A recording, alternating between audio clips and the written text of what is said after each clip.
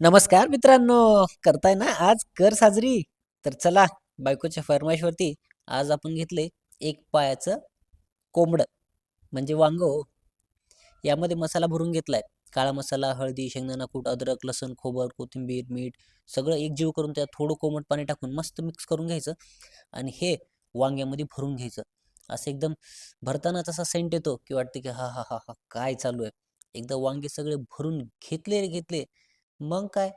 मग आपली फोडणीची तयारी करायचं. मग गॅस पेटवून घेतला की वर कढई ठेवायचं आणि त्यामध्ये जिरे, मोहरी, लसूण तुकडा आणि कढीपत्ता टाकून घ्यायचं आणि जरा थोडं गरम झालं रे झालं की त्यामध्ये टाकायचे आपले मसाला लावलेले वांगे आणि चांगलं फ्राय करून घ्यायचं. फ्राय करताना एक 5-5 मिनिट थांबायचं आणि त्याला पलटी मारत राहायचं. जेणेकरून वांग सगळ्या बाजूने एकदम छान खुसखुशीत लागेल. तोपर्यंत मस्तपैकी कांदा लिंबू कापून घ्यायचं. कारण त्याच्याशिवाय नाही लागत टेस्ट.